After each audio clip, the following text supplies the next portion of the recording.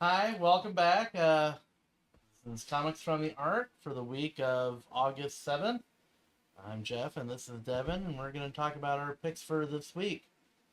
So, but before we get to that, how about we talk about Sam Jones? Oh yeah, that was awesome weekend actually. Um, Really just wonderful guy to talk to. What was really cool about it was he was able to come out here and use it as kind of a vacation time and hit a couple of the local restaurants and stuff and be in the middle of Iowa.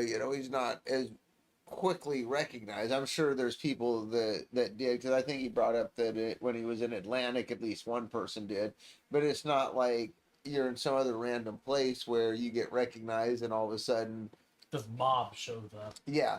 And so I'm sure that was kind of nice. Plus, I mean, it's really green out here right now after all the rain we've been having and everything. The corn's just starting to tassel, so it's everything just kind of looks pretty cool right now.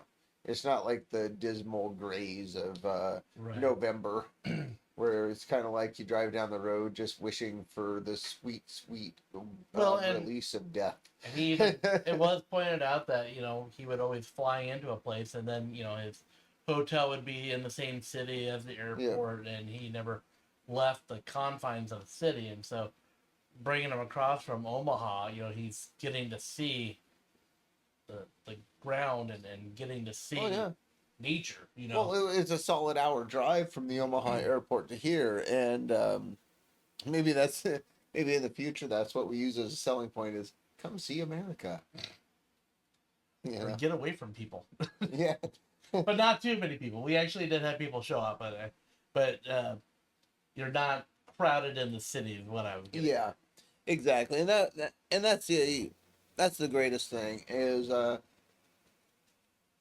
had multiple people thank me for making sure something like this could happen because this is situations where these people would not have the same option if this was at a con or something because first you have to pay for the ticket to get in the con, then you get there and you got to pay for parking, and then you got to pay for your food, and then you got to pay for your signature, which obviously we still do paid signatures here, but you're still And not don't paying for forget the your con. hotel room or Oh, hotel Airbnb. room, Airbnb, I mean, all the other additional costs, and then on top of that, when you're at a convention, you're brought up, you get to the front of the line. It's like A cattle shoot. actually it reminds me of Christmas Story. Oh Ho yeah. ho ho! What do you'll have, little boy? Yeah, Merry Christmas. And exactly. And then just like kicks him down the the slide like, and that's what conventions start feeling like after a while, especially if you're in like signing halls or in one of the really longer lines. right. Um, Whereas this situation, we had a couple families show up where they were able to stand and talk, for, a solid 10 or 15 minutes, because it was just the right timing when they happened to show up. Well, and how good does that feel for Sam? That he's actually making a connection with fans and not just, thank you, you're officially, signature, 238 for the day, here you go, Yeah. just Well, and move then along. we had our one gentleman show up that has seen him multiple times and actually was super happy to meet him again and said, "Yeah, last time we talked about the fact that I was an educator and so is your wife." And it was really kind of neat to see. And this guy drove like 4 hours to come down here to meet him, and so it was really really cool to see this guy go out of his way to meet him yet again because he's been so happy and had such a pleasurable experience every other time he's met him. Um, and then on top of that, he gets out here, and I mean, it was a nice long conversation they had. I think there was actually people in line at that point that were interested in the conversation because they were going back like two or three conventions in this guy's life, to where he had initially met him. So Now we it have was fun. continuity. Well, it's not even just that. It's so nice to see the the love for it come out. And that's at the end of the day what I really want to see happen more and more of. Is the love of the books, the love of the characters, the love of the shows. And to get that, you've got to be able to, Give them a reason to be here. well, not even just a reason to be here, but you got to give them options that aren't always just the same cookie cutter possibility. It always has to be a big convention in the signing hall. No, it doesn't always have to be that. And the, a lot of the Power Rangers initially did a great job initially with this during COVID. I think Jason Fawn, who's also was in store a few weeks ago, and that was wonderful as well. Was one of the key center points to that. And since the conventions were shut down, the pop culture stuff was kind of shut down. They set up this network where they would start traveling a few small stores at a time, and it's a really neat idea. It brings them to places where normally people wouldn't, yet again, be able to see them. I mean, Well, not only that, but we had people come in that weren't aware of us until we started advertising this. And then once they got to the store, not to toot our own horn, but they liked the place. They were impressed with what we had, how we had it displayed. I know that the light fixtures were a big hit for quite a few people. It was. We have broken the mold on a lot of different things, and we are very unique in a lot of regards. And well, the primary people noticed. Well, the primary place where the uniqueness comes in is when you see comic books being offered in a city known, or let's not even say city. It's called Antique City, but let's not really get too crazy here. We're still talking 700 to 800 people. The first thing in the back of your brain is, well, they probably have a spinner rack next to the convenience store counter and maybe like 3 boxes stuffed in the corner. They're not expecting to come in and see, full sets of bins up to and including, discount bins and then toys and then games and then Warhammer. And, it's a uniquity that shouldn't exist anywhere except in a city. And that's really the bottom line for that one came down to, well, I need to do something in my retirement. So Well, when I was a kid, I was into comics, and even when I was in high school. And, I knew that they had older books out here, and occasionally I would find something. Like I got Wolverine #4 from the miniseries. I got across the street, and I paid $1 for it. right. And at the time, there were places that they would have milk crates filled with comics, and it was just kind of you had to dig through and hope that the person that dug through before you didn't completely just tear things up, and nothing was the right fit, and occasionally you'd have them in Ziploc bags, like the gallon bag. Yeah. That's my And favorite. I don't know where that one came from, but that one, and then that weird saran wrap bag that you always run into. so, growing up and coming out here, I knew that I could always find comic books, but the condition and what we're looking for, whether it was Bob Hope comic or Superman or some talking animal, it was a crap roll. Yeah.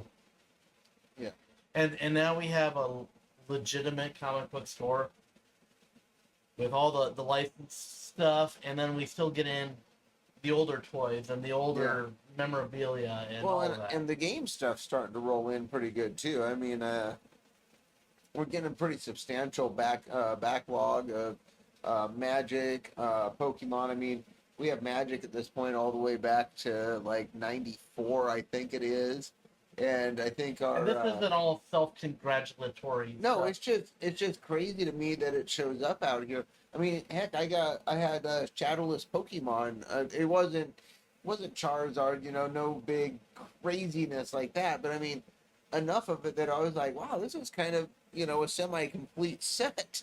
Well, and again, because we were talking to Sam Johnson, we've started talking to other, not agents, but people that were kind of in the loop, and now we are now on the map. We have caught people's attention. Well, that's the hope, and I mean, it seems like from my conversations with him, after the event, it, he was very happy with, the fact that, he got to come out here, got to do this. And, you know, he talked to me even afterwards, let me know that he got home safe and everything. And it's like, you got this, he's like, you're headed the right direction. You're doing the right things.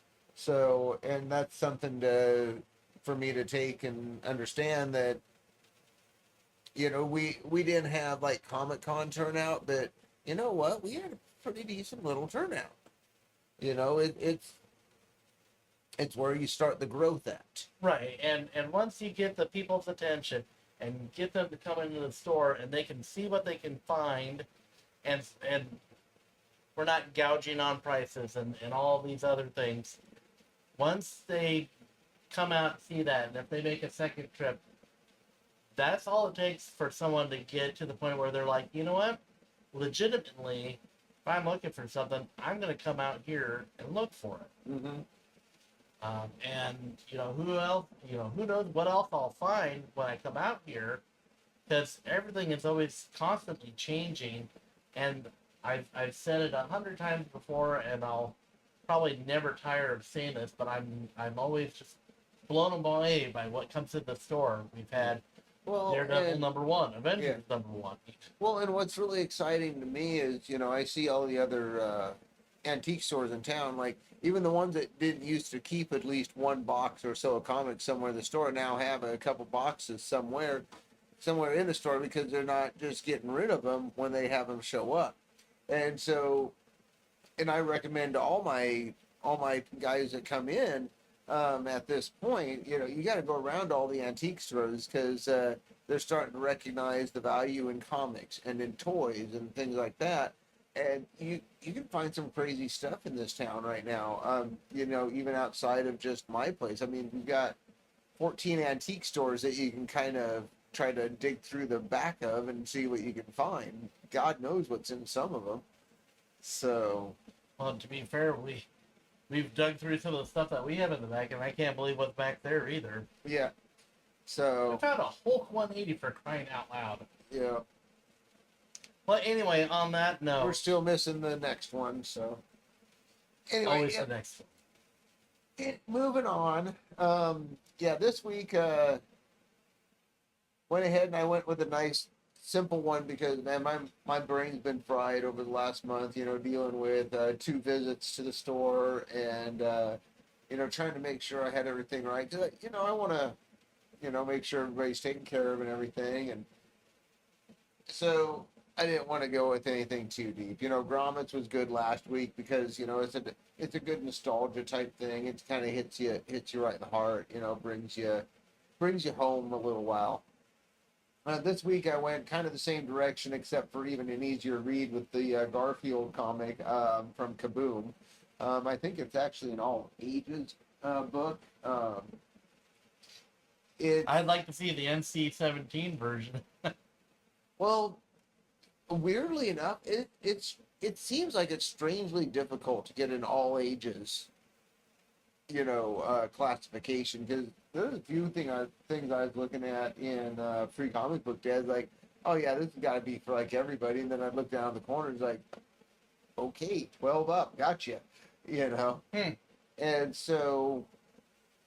Who knows? Maybe it's something simple like, Dora the Kleptomaniac, where, all she does is steal all the time. Prove that I'm wrong here. Dora is the problem, not Swiper. Swiper's trying to recover stolen property that Dora keeps stealing. 90% of the time, the stuff Swiper's trying to take is the stuff that Dora has already taken. Oh, I need to get down this river. What am I going to do? Oh, there's a boat tied up here. Let's just untie that and take that down the river. So anyway. It's a tight community. They share. What's mine is yours. Swiper, why does he have to wear the mask? Why does Batman wear a mask? Why does Superman take his glasses off? Or why does any superhero wear a mask? Because you need to hide your identity when you're doing the right thing to try to right the injustices of the world when you have some little girl running around stealing all your stuff. I'm just picturing that Swiper's at home, mask is off, he's up on the table, got some jazz playing in the background, about to have a drink. Dora kicks down the door, holding a crowbar, beats his child to death, takes his shit, and out the door. Yeah. Dude, I'm telling you, if you watch Dora the Explorer, she is constantly taking stuff that doesn't belong to her, and it's the stuff that Swiper's trying to take back. She is literally... He is not trying to recover that boat that she went downstream. He's trying to get the map, and... Well, yeah, because that's going to stop her ongoing crime spree, man. He's trying to nip it in the bud. You put a stop to backpack in the map, at that point you have a real chance of stopping this crime spree that is eventually going to end in the loss of life when she becomes a serial killer. So... But if she's stuck there because she doesn't have the boat, then she's going to be taking out her anger on the nearby village. It's going to be a bloodbath. I'm pretty sure the cannibals will be quite happy to have her for breakfast. It's like veal. This got out of control really fast. Very quickly. Anyway, speaking of veal, sorry, Garfield. Yeah. It's following the movie apparently that comes out this year. Or came out this year. Came out this year. Thank you. Yeah, you can tell about where I am in movie Chris type Pratt stuff. was the voice of it. Yeah, I did see that you had Pratt doing the voice, and that makes sense to me. Well, after Who did playing Odie? Mario and a Lego figure, I mean, this is the natural progression. Who is John? I don't remember. Okay. Anyway, point is, this first book is, I mean, it's just classic Garfield type of Sunday cartoon stuff. Trying to get the food for midnight snack, so on and so forth, and they show the classic. Which is way more relatable as an adult.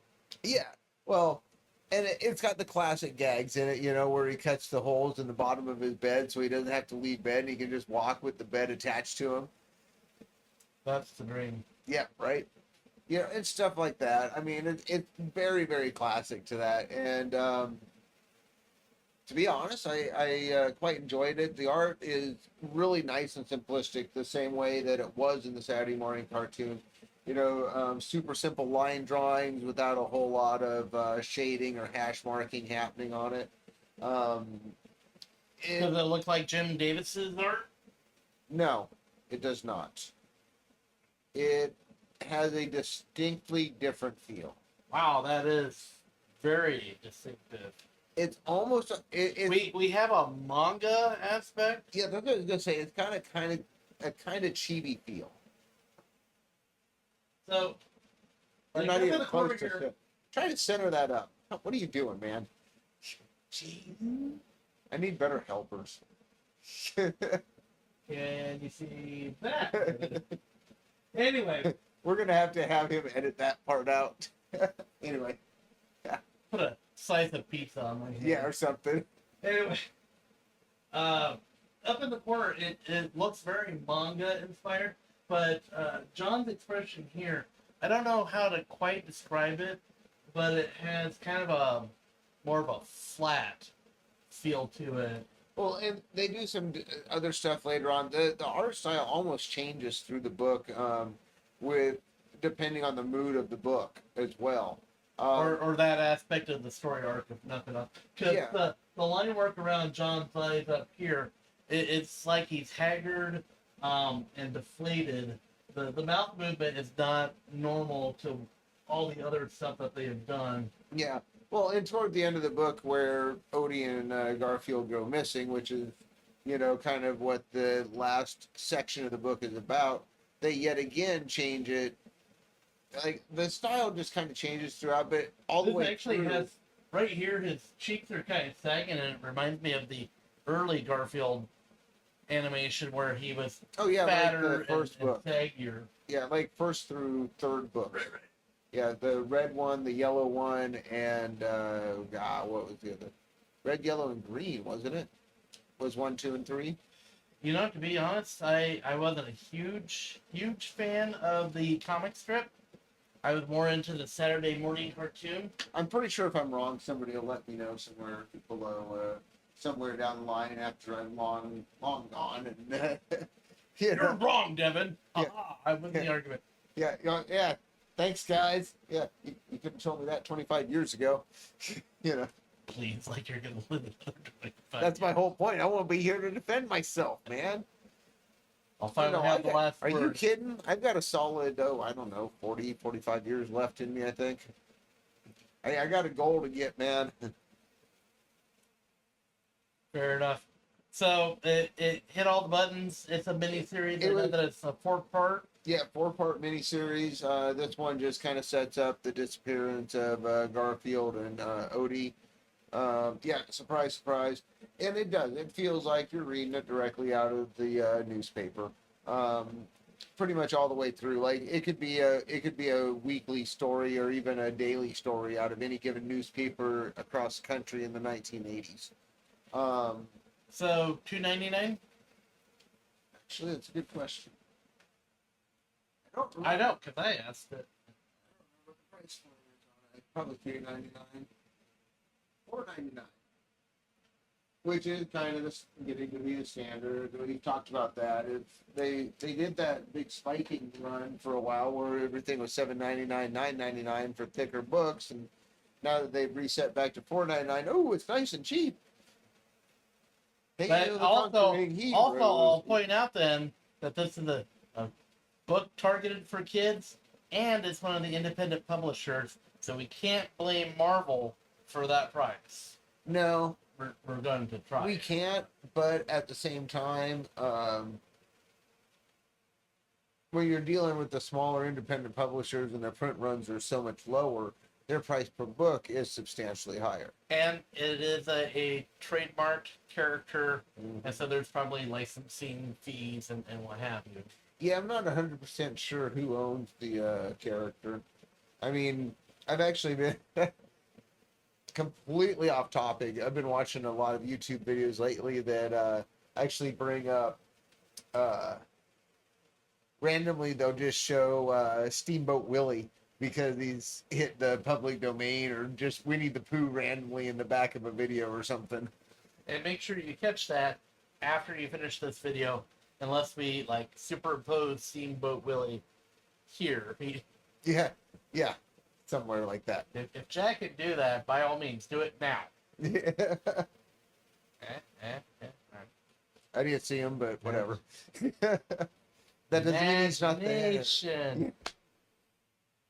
I used to know that song. Anything else that you'd like to throw out for Garfield? Not really. I mean, like I said, it's a very straightforward book. This was not a difficult cerebral read that I was trying to get myself involved in. Almost like a palate cleanser? No, it was more like I felt like this was the extent of my intellectual capability for the week. Yeah. Good. Yeah, I was literally getting to the point where I was about ready to beat on things with sticks just to try to figure out why they weren't working right. So it's like, I've reverted back a few gene changes at this point. Fair enough. Well, this week, Uncanny X-Men 1 came out.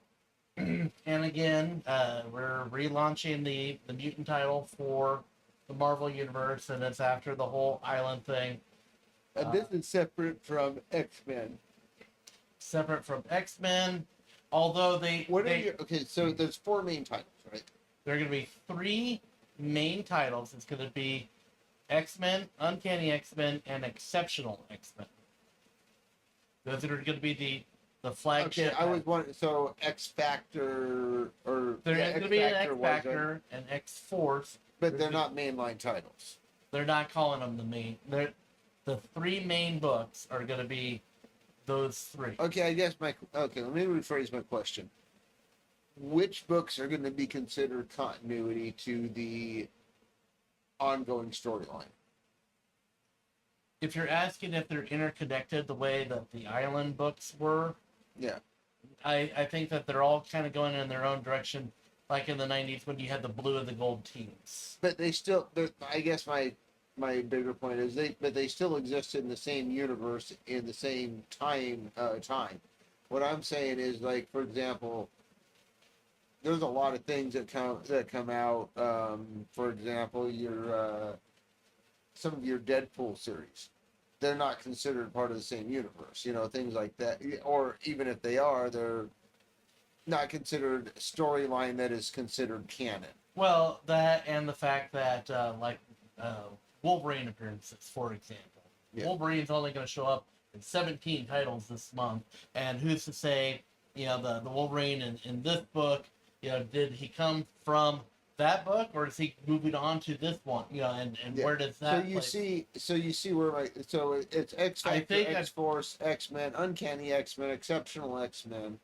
And then there's going to be a Storm book, Dazzler. I know Dazzler's a mini series. Okay, that's a mini. All right. Is Storm a mini? I'm not sure. Okay. But she is joining the Avengers, also coming out this week.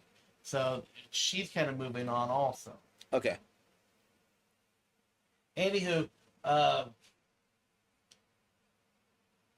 it goes without saying, as I've said it 1,000 times, I wasn't a fan of the Island.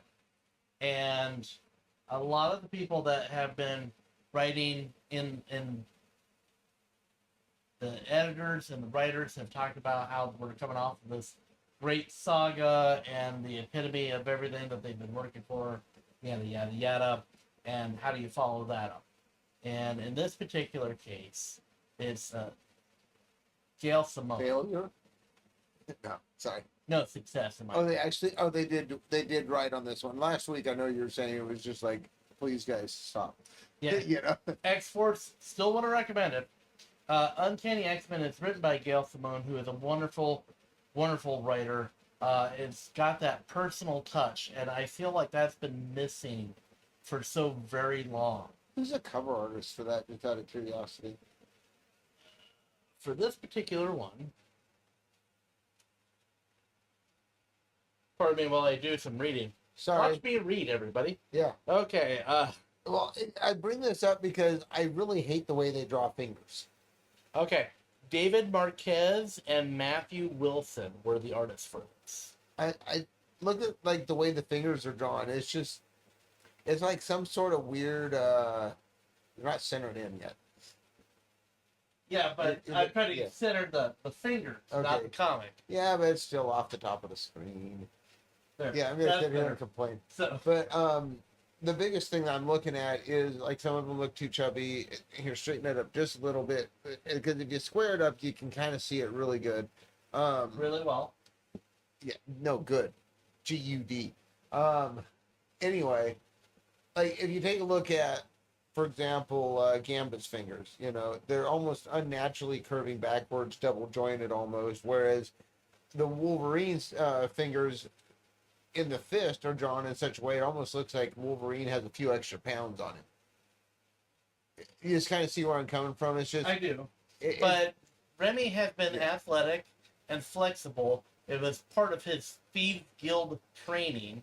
Well, no, I understand that, but that's still almost kind of, it's an awkward feel the way that they're doing it, and same thing with Wolverine having the kind of,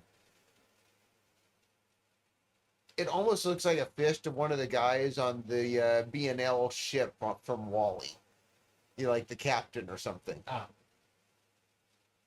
Which is Devin's polite way of saying he's fat. No, he's big boned. I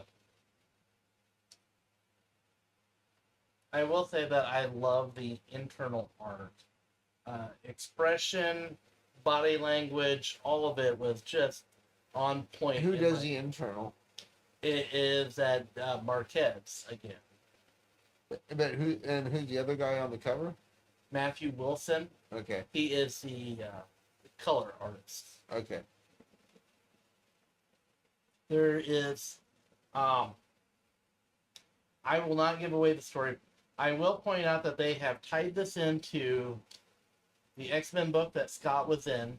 Yeah. And they have also tied it into the Exceptional X-Men that hasn't been released yet. So this is actually kind of touching on all the books. And so we can kind of see a chronological order forming here. Yeah. There is a little cartooning-ish to this child's expression. Yeah. But also, I'm not trying to give away too much, but this book, they're coming off of the island, and each character has been moved, and they're either depressed or they're angry. They feel like something's been taken from them, which technically has. And I feel like this book had more of an intimate feeling where they're kind of showing the characters and they're hurt. They don't know what they want, and they're feeling lost.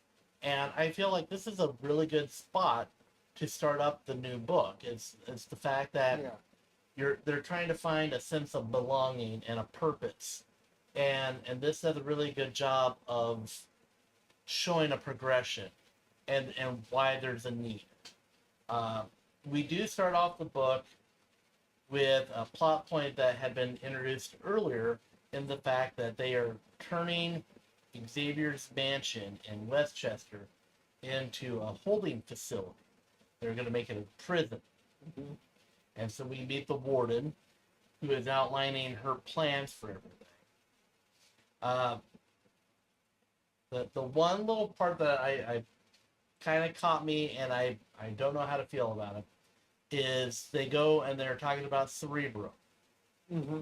And they walk into the Cerebro room that they had in the X-Men movie, essentially. You know, the big open sphere with a platform that's out on a... Whereas in all the previous incarnations of the book, you know, it's always been a little helmet at Xavier's desk in the headmaster's office, you know, or, you know, something that kind of built into the wall. It wasn't until that movie that we introduced this concept that we're going to put you in a little chamber and have you project your mind. And I honestly don't know how to feel about it. I kind of wish we would have stuck to having it be in the headmaster's office. But outside of that, it's a wonderful book. We touch on the other characters and how the characters in here view the people that they have worked with for a number of years. And so we're getting raw emotion and a real sense that these are real people. We also have beautiful art. There are moments where it wasn't much, you know, going on, but you could just see emotion and you got a feeling about it. They go and they have kind of a getaway where they're sitting around a campfire having beers. And this gentleman is the one kind of the caretaker, and he's tending to their needs. And the smile on his face and the pleasantness about him shows that he knows these people and he's happy. And it's a very down-to-earth, homey vibe. Yeah. And the island, for what it was worth, you know, it was what they thought that they needed or wanted. But when it's all said and done, this feels more like a home. This feels more people-centric, and I love it. So far, of all the mutant books that I have read that have been the relaunch from the ashes, this one is by far the best. And I definitely recommend it. I love the art. There are some moments where expressions are a little exaggerated, but it's more to convey the emotion. The price point is $5.99. I don't imagine that the future issues will cost that much, but again, it's a number one. It's a little thicker. We're being introduced to multiple plot points moving forward, and again, it's not going to be a Marvel mutant book until you bring in more mutants. So yeah, well, and yet again, you put that upper price, and people are going to be a lot easier on it being a $4.99 book going forward if it ends up going that route.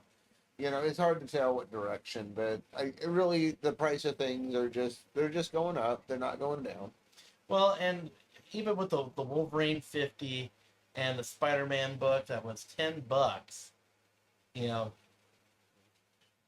for this to be $6, that seems a little more reasonable.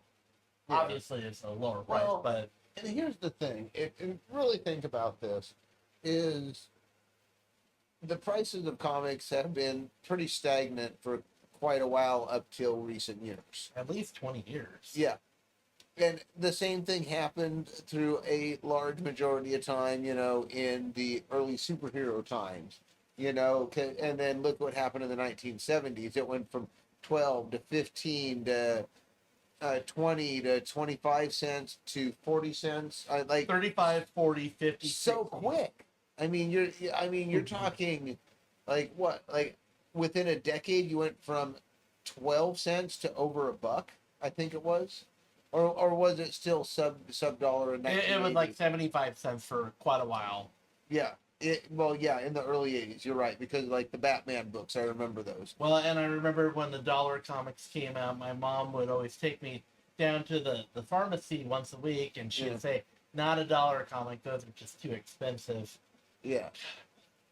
But I remember it's like, okay, not the dollar comics, and so then I'd have to find something either 60 cents or 75. Yeah, and so I guess my point is, you saw that then, and then you saw it happen again especially in the 90s. Yeah. There was another big jump, but we were stagnant for quite a while up until like 2015 or so. At which point we started seeing this big spike up again. So we're right in the middle of it still.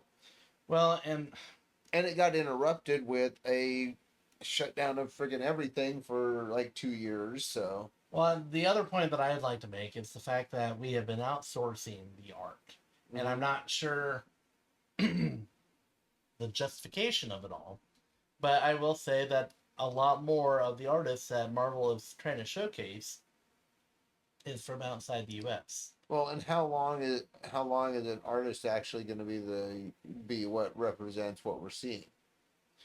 Let's call it what it is, because the artists are going to go away as they figure out how to use generative AI to create these books.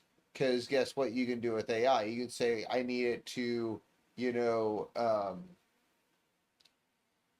be commercialized to the point that they want to do this, this, this, and this, but they don't think about it. It's kind of it's all the humanity that went into trying to write the X-Men in the 60s geared toward a more nefarious purpose, and instead of using humans, you're using artificial intelligence to do so.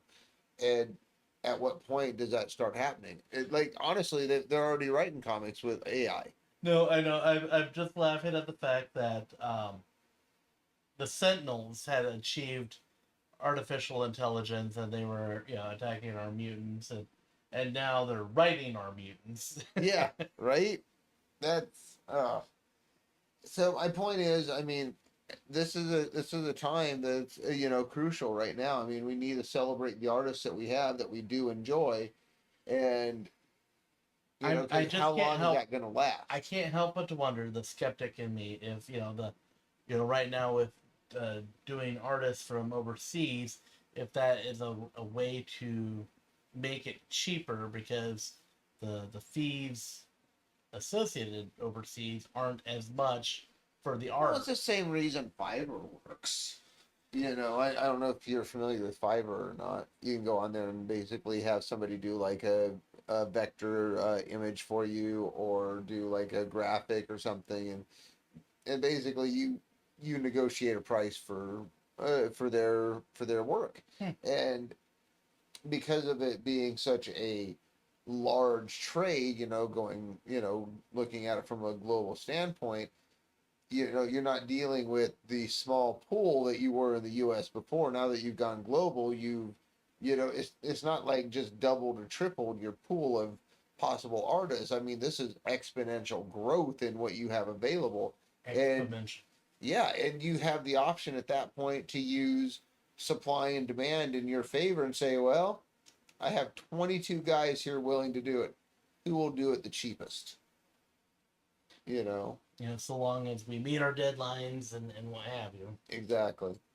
So that's about all tinfoil hat I got for the day. I will say that it is a concern of mine, but I have to say that, well, like in the 90s, for example, I'll bring up Joe Madureira and Craig Smith, or Roger Smith. Uh, both American artists, but then they were being influenced by anime and manga, and so even though Yeah, they were, you know, formally trained in the U.S., their art style started getting more cartoony, whereas overseas, then it was getting more gritty and more real, and so it actually was beneficial at that time to switch to outside of the U.S. because the trend yeah, was growing the wrong direction. yep. So awesome. Well, that's about all I had for the day. You? Um, I'll just say it again. I really enjoyed this book. It felt down to earth. It Yeah. focused on the characters, and it was a sorely needed plot point after everything that we've gone through. Right on. Cool, cool. All right.